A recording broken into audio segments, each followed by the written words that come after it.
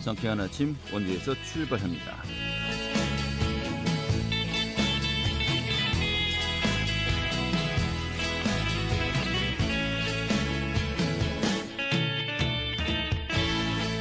안녕하십니까. 2월 23일 화요일 아침 인사드리겠습니다. 상쾌한 아침 원주에서 출발합니다. 진행의 한태호입니다. 자, 밤사이 기온이 큰 폭으로 떨어지면서요, 다시 또 영하권 추위가 찾아왔네요. 현재 원주 지역의 기온이 영하 3도로 어제 아침보다 9도가량이 낮습니다. 나오실 때 좀 따뜻하게 입으셔야겠습니다. 오늘 낮에도 기온이 크게 오르지 못하고요, 원주 지역 5도 선에 그치겠습니다. 이런 가운데 이 대기는 계속해서 메말라 가고 있는 요즘인 것 같습니다. 자, 오늘 준비한 소식 살펴보도록 하죠. 이 횡성축협 조합원들의 이 제명 무효 소송이 있었는데요. 이 대법원에서 최종적으로 조합원들의 손을 들어주었었죠. 지난달이었는데, 하지만 또 법적 다툼의 앙금은 여전히 또 가시지 않고 있습니다. 오늘 그 내용 이 당사자에게 들어보도록 하겠습니다. 또 원주시가 혁신도시에 정주 여건 개선 추진에 나선다고 합니다. 그 내용 살펴보고요. 또 신임 원주문화재단 대표이사로 선임된 이 전영철 대표이사 연결해서요, 이야기 들어보도록 하겠습니다.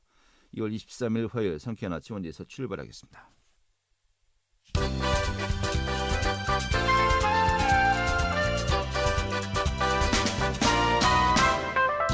오늘의 주요 뉴스입니다.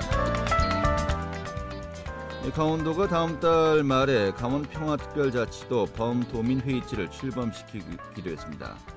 강원도는 자치권 확보와 평화의 제도화를 위해서 평화특별자치도 설치특별법의 제정을 위한 전방위적인 활동에 나설 예정이라고 밝혔습니다. 특히 강원특별자치도 설치 현안을 핵심 의제 추진을 넘어서 국가적 의제로 추진하는 것으로 방향을 설정해서 활동의 속도를 낼 것이라고 전했습니다.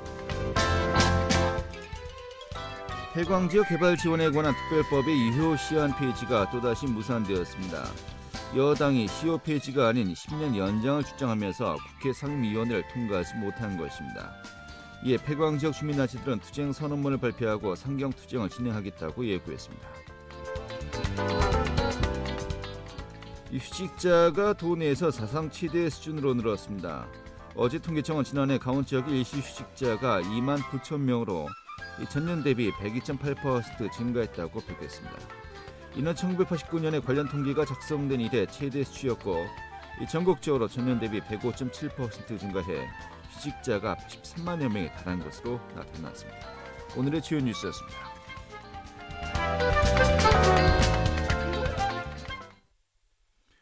네, 조합원 제명 무효 소송 끝에 대법원이 이 조합원들의 손을 들어주면서 이 횡성축협의 조합원들이 3년 만에 자격 회복을 하게 되었다고 합니다. 하지만 그 법적 다툼의 앙금이 여전히 봉합되지 않고 있다고 하는데요. 오늘 그 내용 들어보도록 하죠. 횡성축협 조합원 제명 관련 대책위원회 원광희 대표 연결하겠습니다. 대표님. 네, 여보세요. 네, 반갑습니다. 예, 반갑습니다. 예, 이 대법원 판결이 언제 난 거였죠? 1월 15일 날이요. 이제 한 달하고 이제 보름 정도 돼가고 있군요. 거의 한 2달 돼가지요. 2달 돼가는데 예. 조합원 자격 여부가 예. 여기서 핵심이었는데 조합원들 다시 이제 자격을 좀 회복하셨습니까? 예. 그건 판결 난 이후로 바로 회복은 됐죠. 예, 그래요. 자, 그러면은 예. 조합원 자격을 이제 박탈한 거였는데 축협차에서요, 그 본인들의 의사와 상관없이 예. 이게 뭐 그래서 소송도 이제 간 거였고요. 이게 처음에 어떻게 시작된 거였습니까? 이게 이제 그 소송은 네. 조합원이 이제 조합의 주임임에도 불구하고 그냥 우리가 생각되는 말도 안 되는 이유로 들어 이제 마음대로 제명한 이제 연이 시작된 것인데, 우선 그 조합원이 이제 조합을 이용 안 하고 새로운 법인 조합을 가입했고 탈퇴하라고 강요했는데 탈퇴를 안 하는 이유로 이제 제명이 되었고, 네. 이 일로 이제 사건의 발단이 되었습니다. 예. 그때 그 제명단 분들 조합원들이 모두 몇 분이셨죠? 우리가 이제 단체적으로 한 20분 됐죠, 20명. 20명이요. 그분들 그대로 다 유지가 되고 있는 거고요. 예. 그럼 이번에 다 이 20명 전부가 다 이제 또 조합원으로 이제 복귀된 겁니까? 예. 그래요. 자, 그런데 저희가 보면은 애초에 제명 사유를 보면은 이 사료를 예, 횡성 예. 축협에서 공동으로 관리하는 게 있는데 예. 사료를 공급을 거부하셨나요? 아니 이제 공급을 거부한 게 이제 그때 당시에 이제 공급을 거부한 게 아니고 네, 제명을 하려면 최소한 뭐 먹였던 안 먹였던 1년 후에 네, 안 먹었을 때 제명 사유가 되는데 네, 그때 당시에 이제 그 이유가 하나가 이제 그 중점 사용 사업 그 사료 미이행이라고 하는데 네, 네. 사료, 예, 결국 사료 예, 문제였죠. 사료를 여기서 중점 사업 사료 이용을 이제 하지 않았다는 이유인데 제가 2017년도에 예, 여신 1,500만 원, 뭐 사료 구매 1,700, 그다음에 이제 한 수신 1,100 해서 한 4,500만 원 고르게 이용했어요. 예, 그럼에도 불구하고 이제 2018년 4월에 갑자기 제명을 이제 당한 그들에 대해서 그건 명분이라고 말씀드릴 수 없는 것이고 네, 또한 이제 그 조합원 한 사람 사료는 값싸고 품질 좋은 사료를 이제 스스로 선택해서 쓸 수 있는 권리가 있는데 예, 무조건 강제적으로 그 비싼 그 축협 사료를 이용해 한다는 것은 조합원에서 있을 수 없는 일이고 이로 인해 저 조합원을 제명 사유에 언급하는 것은 진짜 이건 있을 수 없는 명분 없는 일이라고 생각합니다. 알겠습니다. 좀 다시 한번 정리하면요. 일단 축협 차원에서는 축협이 관리하는 사료를 이제 그 축산업자들이 써야 된다라고 이제 주장한 거였고요. 예, 예. 좀 약간 다른 그 일반 사료에 비해서 좀 더 가격이 더 비싼 거였습니까? 그렇죠. 이제 그때 당시에만 해도 이제 그 예, 알겠습니다. 그리고 예, 예. 하지만은 지금 이번에 그 소송을 제기하셨던 분들의 상당수는 아니 사료가 예. 지금 약간 그 가격 경쟁력도 있고 또 본인들의 어떤 자율적으로 판단해서 이 사료를 사용해야지 이렇게 강제할 수 있느냐 좀 이런 부분이 갈등이 있었던 거였죠. 예, 예. 예. 자 그런데 하지만 또 축협 차원에서는 어떤 그 횡성 축협의 품질 유지를 위해서는 일단 먹는 게 먹을거리가 제일 중요하니까 예, 예. 이 부분은 이제 조합원들이 같이 가야 되지 않겠냐라고 또 이야기한 것이 또 축협 측의 입장이었고요. 그럴 수도 있죠. 예. 자 그런데 결국은 이런 부분에 있어서 대법원에서 이제 조합원들의 손을 들어준 거였어요. 전직 조합원이었죠 그 당시에는. 예, 예, 예. 그 판결의 의미 아무튼 이 조합원들의 입장이 맞다 타당성이 있다라고 이제 해석을 할 수 있는 것이겠죠. 예, 그렇죠. 예. 그러면은 이 아까 명분이라고 하셨습니다. 예, 예. 이 사료 문제는 명분이었다라고 이제 이야기하셨는데 실질적인 이유는 그럼 뭐 어떤 거였다고 보시는 겁니까? 실질적인 건 이제 그러니까 우리가 이제 새로운 법인을 만들었다는 이유였죠. 법인이요? 어떤 예. 법인이었습니까? 그냥 농협법인을 그냥 우리는 이제 그 축협을 이용하지 않는데 우리는 이제 그 사료값하고 그 판매 이런 게 좀 불만이 많으니까 네. 새로운 법인을 만들어 값싼 사료를 이제 제공해서 이제 소득을 올리자는 차원에서 법인을 만들었죠 그때 당시에. 네, 네. 그래서 법인을 만드는 이유고 탈퇴를 안 하는 이유로 네. 이제 그걸 했기 때문에 지금 명분이 없다는 얘기죠. 그러면 이중 소수가 아니었나요? 축협 입장에서 보면은? 그건 이제 뭐 그쪽 분들 생각이죠. 아, 그래요. 알겠습니다. 일단 법원에서 그런 또 이유로 이 예. 제명한 것이 타당하지 않다는지 봤기 때문에 일단 법적인 어떤 그 시각에서만 제가 여쭤보겠습니다.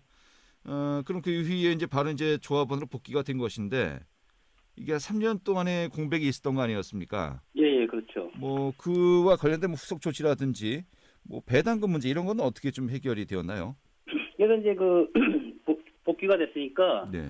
이번 18 이제 올해는 이제 그 3년치 배당금 예. 그거는 이제 입금은 그냥 뭐 자동으로 이제 이체가 된 걸로 알고 있습니다. 네. 그리고 이제 나머지는 뭐 아무런 어떠한 조치가 없는 걸로 알고 있습니다. 네. 3년치 배당금을 보니까 제가 보도된 걸 보니까 2천만 원 정도더라고요. 예? 2천여만 원 정도 되던데요. 예, 예. 예. 그게 그러면 이제 20분한테 전부 다 해서 2천만 원이 되는 겁니까? 그리고 이제 배당금은 그 정도 되겠죠. 예. 한 분당 100만 원꼴이군요. 예, 예. 예. 그리고 뭐 수송 비용이 당연히 또 이제 축협 측에서 예, 보상을 예, 해야 예. 되는 것이겠고요. 예. 요 배당금이면 다 된 건가요? 아니면 뭐 다른 또 피해 보상이 또 있어야 된다고 보시는 아니 겁니까? 이제 그동안 그 3년 동안 그 축협을 이용을 못했잖아요. 이제 네네. 저희들이 예. 뭐 신용서부터 뭐 아니면 뭐 그도 뭐 소경매 사업 또 그런 뭐 약품 문제, 서비스 또 교육 문제 예. 이런 걸 축협으로서 하나도 제공을 못 받았잖아요. 3년 동안. 예. 또 이렇게 뭐 억압과 그런 또 행위를 했고 음. 거기에 대한 이제 그런 엄청난 이제 그런 행위가 있는데 그래도 이제 그 임의로 잘렸기 때문에 여기다 기본적인 사과도 없잖아요 지금. 네. 그래서 이제 이런 거에 대한 이제 행위를 해나갈 계획이죠. 예. 그 피해 보상이 상당하다 이렇게 보고 계신 건데 실질적으로 금액이 어느 정도 될까요? 그렇다면은 그래도 뭐 정신적 보상이나 예. 아무리 모든 그 이용을 했을 때 1인당 뭐 그래도 한 400만 원치 되지 않을까 하는 생각을 갖고 있습니다. 이게 뭐 요와 관련해서 이 직협 측과 뭔가 뭐 조율 과정이 현재 없는 겁니까? 그래서 지금까지는 아직 그 사과문 한 번도 없고 사과한 전 자체가 없기 때문에 네. 아직 조율을 안 하고 있어요. 그래서 이제 오늘 이제 시간을 좀 두고 보고 해서 이제 좀 약간 기다리는 편인데 예. 시간이 지나면 이제 어떤 이제 조치를 취해야죠 우리 쪽에서. 알겠습니다. 예. 이 조합장 사퇴 요구도 있다라고 들었는데 이 부분은 어떻게 또 결론이 날까요? 아 이제 이런 부분이 이게 말도 안 되는 이유로 제명을 했기 때문에 예. 이 저 조합장이 원래는 그 조합원이 뽑은 거 아닙니까? 예. 예? 그 사람이 주인이 아니고 우리가 주인인데 어디 들어와서 감히 주인 행사를 했고 예. 또 이 그 돈을 법적적인 모든 금액을 만약에 그걸 개인 그 부담이 아니고 축협 자체적으로 돈을 만약에 이용을 한다면 결국 그거는 있을 수 없는 일이 이제 끝까지 가면 사퇴 쪽으로 해야 되지 않나 하는 알겠습니다. 생각을 하고 있습니다. 현재 조합장이 이제 엄경이 조합장인데 예. 뭐 이분이 그때 당시에도 조합장이셨나요? 그 전에 해서 이제 2대째 하는 거죠. 그러니까 그 전에도 이제 역시 그때도 조합장이셨고요. 그래서 같은 예. 분이다. 예. 그래서 그럼 사퇴를 하고 좀 여기에 대한 이제 책임을 져야 되지 않겠냐라는 이제 보고 계신 거로군요. 예, 예. 예. 이 횡성 축협의 조합원이 모두 몇 분 정도 되십니까? 한 1,400명 되는 걸로 알고 있습니다. 1,400여 명이요. 근데 이 중에 한 20여 명이 이번에 그 이런 그 여러 가지 과정 겪었던 거 아니겠습니까? 예, 예. 그러면 이제 20분 정도의 의견 때문에 조합장이 사퇴하라라고 하면은 너무 일부의 주장 아니냐라고 또 이게 볼 수도 있을 것 같은데 어떻게 보십니까? 근데 이제 저희는 집단화된 사람뿐이지 일부이지 예. 그로 인해서 이제 그 사료를 안 먹였다든가 뭐 아닌 그 약간의 그 불합리한 쪽으로 그 제명된 사람이 또 상당히 많이 있어요. 네네. 우리 저희들 말고도. 예. 그래서 이제 이러한 게 뭐 잘못됐다는 걸 제가 뭐 끝까지 거기까지 조사를 안 해봤기 때문에 잘 모르지만 예. 또 엄청난 피해를 준 또 조합원들도 많아요. 그래서 음흠. 이걸 한번 좀 생각을 이렇게 해봐야 된다는 거죠. 그 소송에는 직접 참여하지 않았지만은 비슷한 그 사례를 겪은 분들이 상당수 있다 이렇게 예, 이야기하시는 그렇죠. 겁니까? 예, 예. 알겠습니다. 하지만 이게 뭐 구체적으로 드러난 수치가 없기 때문에 예, 일단은 그렇죠. 그런 분들이 있겠구나라는 정도로 생각을 하겠습니다. 근데 그런 일들이 그러면 이렇게 피해를 보는 사례가 계속해서 발생하고 있는 이유가 이제 조합원들과 이 조합 측에 뭔가 좀 서로 갈등 관계가 계속해서 잠복해 있다는 건가요? 그렇죠. 이제 그 일종의 이제 이게 뭐 또 2010 그때 당시가 이제 그 18년도에 네. 선거가 있지 않았습니까? 조합장 선거. 네. 그때 당시 이게 어떤 또 선거에 대한 연결고리가 아니었었나. 아하. 그래서 상대편 입자들을 이제 그런 식으로 이제 제명한 우리 쪽의 생각이고. 네. 근데 이런 게 해소 안 된다면 앞으로도 계속 또 이런 일이 일어날 수밖에 없다고 봐야죠. 알겠습니다. 오늘 그 대책위원회 이제 조합원 입장 좀 들어봤고요. 예. 일부입니다. 아무튼 1,400여 명 중에서요. 예. 소송전까지 가신 분들은 이런 또 사례가 있다라는 얘기 저희가 들었고 저희가 또 횡성 축협 측도 연결해서요. 좀 그쪽의 입장 또 다를 것 같기도 하고요. 한번 또 제가 또 직접 들어보는 시간 준비하도록 하겠습니다. 오늘 이렇게 정리하죠. 고맙습니다. 예, 감사합니다. 네. 횡성 축협 조합원 제명 관련 대책위원회 원광희 대표였습니다.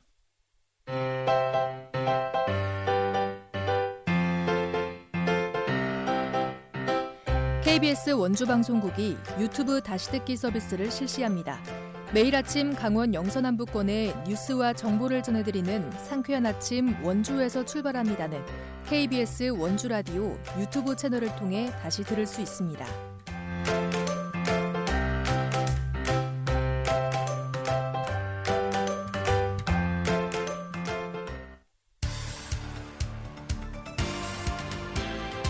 알찬 정보, 생생한 현장의 소식을 전해드립니다. 리포터 현장. 네, 원주혁신도시가 자리 잡은 지 벌써 상당한 시간이 지나고 있습니다만은 이 정지 여건이 아직 완전히 완성되지는 않았죠. 자, 이런 가운데 혁신도시의 정치 확률을 높이고 또 정지 여건을 개선하기 위해서 원주시도 다양한 시설들을 마련하고 있는데 오늘 그 내용 좀 살펴보도록 하겠습니다. 김민주 리포터 자리했습니다. 어서 오시죠. 네, 안녕하세요. 네. 자, 원주역 신도시의 스포츠센터, 도서관 등의 시설들이 이제 들어서고 있는데 이 정지 여건도 많이 개선될 것으로 보인다고요. 네, 원주 혁신도시에 들어선 공공기관은 12곳으로 이주한 직원만 6,300여 명에 달합니다. 원주 혁신도시의 정주 여건이 개선될 수 있도록 다양한 시설이 들어설 예정인데요. 우선 지하 1층, 지상 3층 규모의 복합혁신센터가 내년 상반기 준공을 목표로 본격적인 공사에 들어갔습니다. 원주 혁신도시는 인구가 급속히 증가하고 있지만 스포츠를 비롯해 다양한 여가 활동을 즐길 수 있는 공간이 부족하다는 지적을 받아왔는데요. 복합혁신센터에는 수영장을 포함해서 스쿼시, 실내 체육관 등 스포츠 여가 활동을 즐길 수 있는 공간이 마련됩니다. 또 이 밖에도 일자리 지원센터, 건강증진센터, 문화센터 등 원주 혁신도시 입주민들의 여가 공간이 확충될 예정인데요. 원주 혁신도시의 종합병원도 지난달 문을 열었고 미리네 도서관도 다음 달 개관할 예정이라고 합니다. 자세한 이야기 원주시 혁신기업도시과 조은희 혁신도시 팀장에게 듣겠습니다. 혁신도시 내 정주 여건을 개선하기 위해 작년에 육아종합지원센터 행복장터를 개장했고 올해는 작년 말 준공한 세인트 종합병원의 개원을 시작으로 3월엔 미리네 어린이 도서관이 개관을 앞두고 있습니다. 또한 앞으로 2022년에는 수영장, 문화센터, 건강증진지원센터, 체육관 등의 시설을 갖춘 복합혁신센터 및 체육센터가 건립될 예정이고 그 바로 옆에는 여성가족 행복복합센터도 건립됩니다. 그리고 미리네 도서관에 있는 미리네 공원 내에는 VR, AR을 기반으로 한 어린이 가족 체험형 복합미술관이 2022년 준공을 목표로 추진되고 있어 이 모든 것이 완성되고 나면 그동안 부족하다고 느끼셨던 원주 혁신도시의 문화, 교육, 체육 등의 정주 환경의 개선을 체감하실 수 있을 것입니다. 네. 자, 원주 혁신도시의 직원들의 정착률을 높이기 위해서 이런 정지 여건 개선이 꾸준히 이루어지고 있는데, 자, 그런데 이게 당근과 채찍 같기도 하고요. 이게 당근이라면은 약간의 좀 채찍 개념으로 봐야 될 것도 같습니다.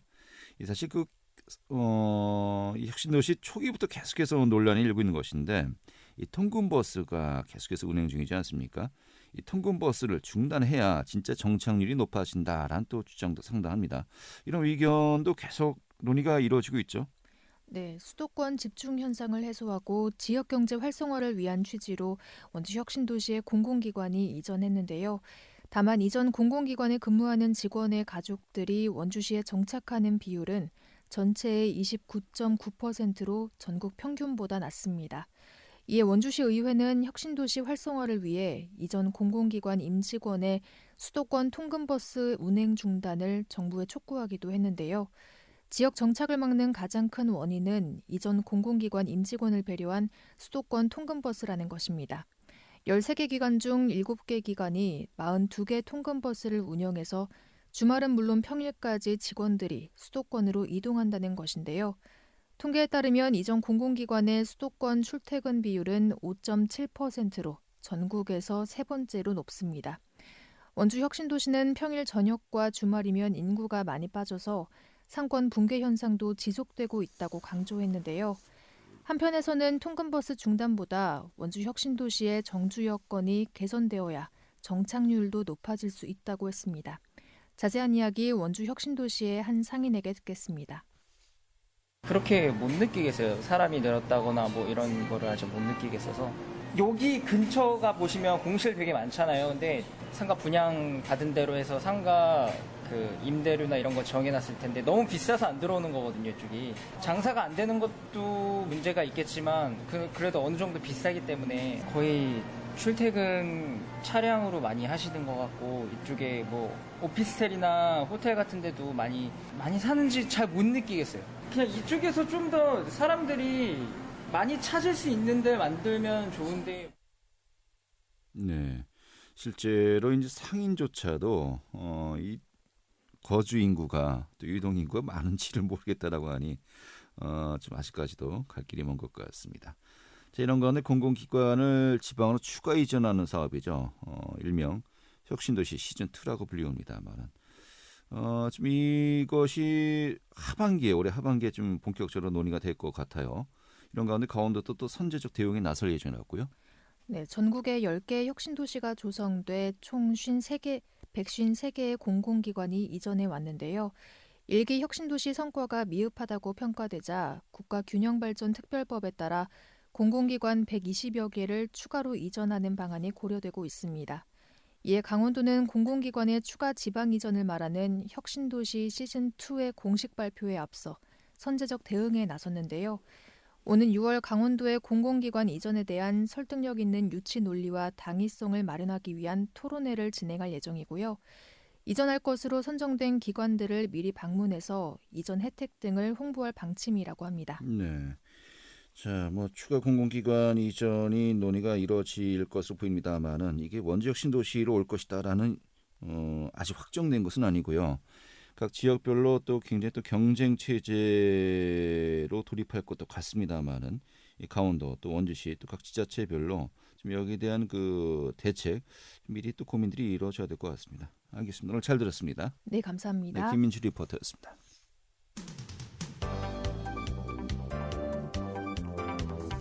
생생한 현장, 유익한 생활 정보를 전해드리겠습니다. KBS 원주 라디오 상쾌한 아침 원주에서 출발합니다를 함께하고 있습니다. 네, 원주문화재단이 신임 대표이사를 선임했습니다. 전영철 대표이사 연결해서요. 좀 이야기 들어보도록 하겠습니다. 원주문화재단의 전영철 대표이사 연결하겠습니다. 이사님. 네, 안녕하셨습니까? 네, 반갑습니다. 네. 자, 원주문화재단의 대표로 선임되셨는데 이 정식 활동이 시작된 겁니까? 네, 지난주 월요일 오후에 임명장을 받고 바로 임기를 시작했습니다. 그래서 네. 2주일째를 맞이하고 있고요. 네. 그 원주문화재단의 태동과 10년의 과정을 옆에서 쭉 같이 했기 때문에 일종의 낯섦은 없지만 업무 보고나 취임 인사 등으로 매우 분주하게 지내고 있습니다. 그리고 예. 기대에 대한 부담감, 책임감 역시 통감하고 있습니다. 그래서 부족한 부분에 대해서는 많은 조언과 자문을 경청하려는 그런 태도를 가지고 있습니다. 지금 인사 다니느라 좀 바쁘시겠네요.